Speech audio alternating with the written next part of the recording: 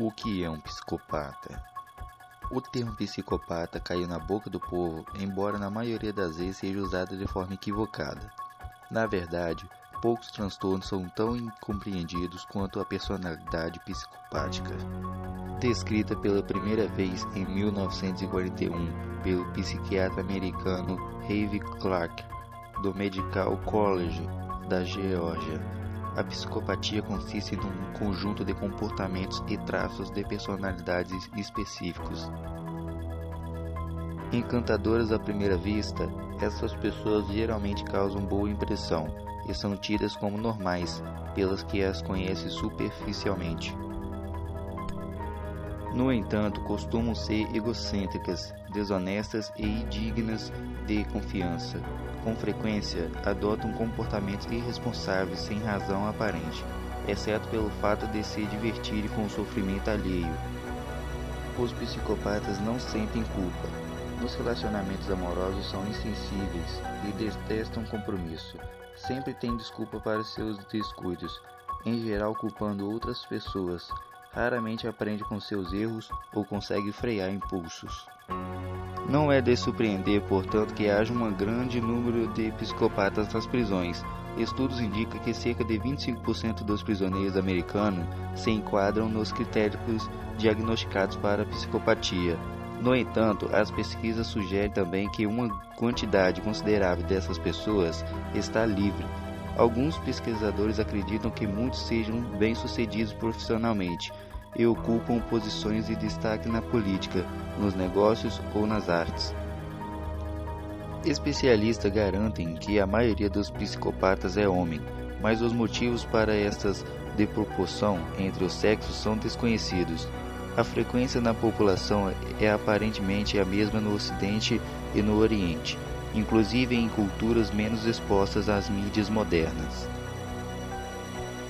Em um estudo de 1973, a antropóloga americana Jimmy DeMorphin, na época na Universidade de Raven, analisou um grupo indígena conhecido como Inuit que vivia no norte do Canadá próximo ao Estreito de Bering.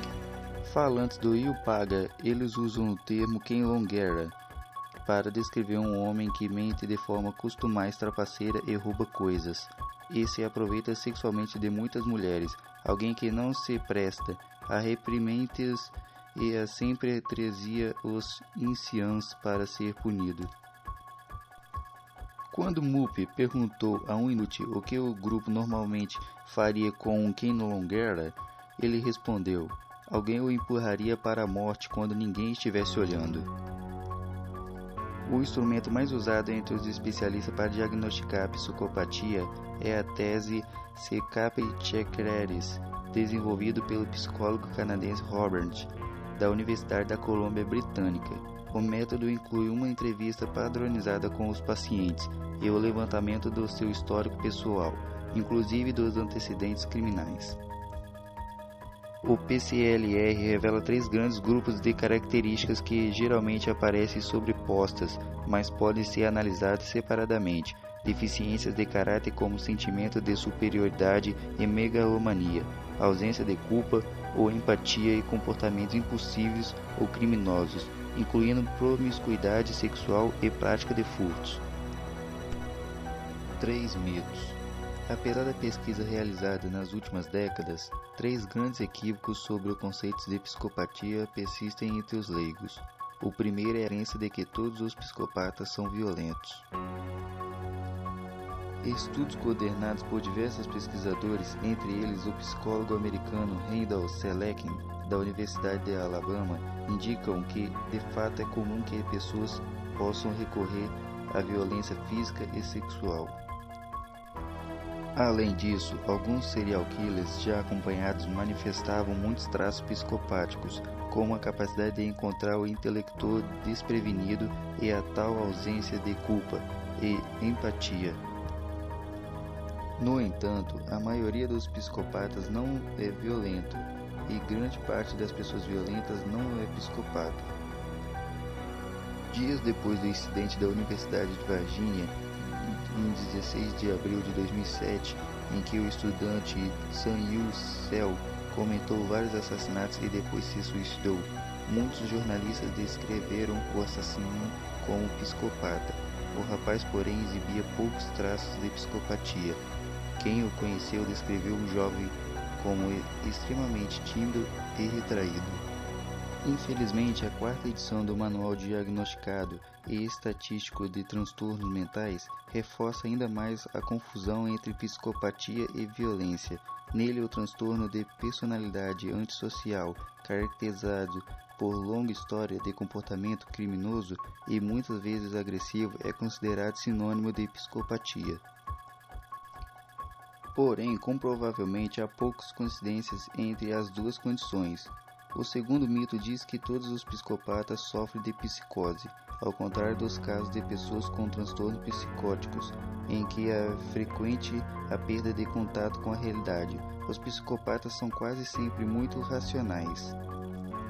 Eles sabem muito bem que suas ações imprudentes ou ilegais são condenáveis pela sociedade, mas desconsideram tal fato como uma indiferença assustadora. Além disso, os psicopatas raramente são psicopatas.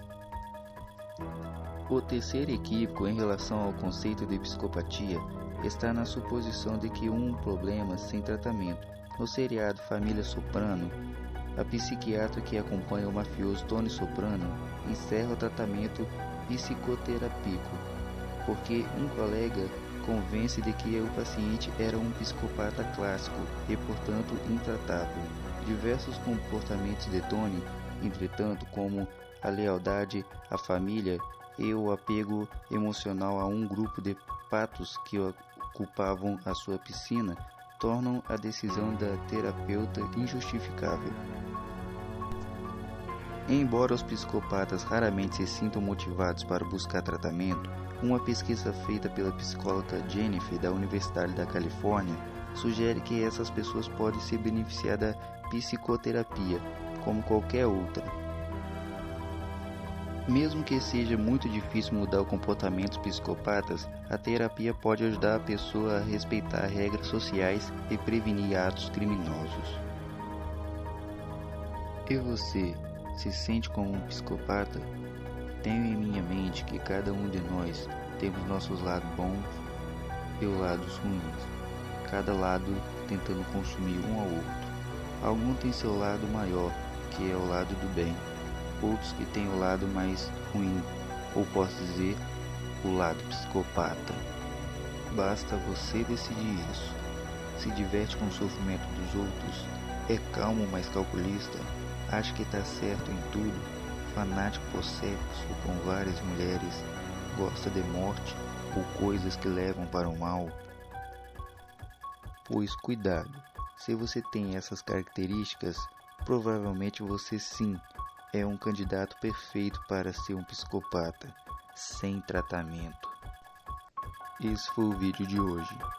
Ajuda a crescer esse canal, se inscrevendo, dando like, compartilhando e, se for possível, comentar.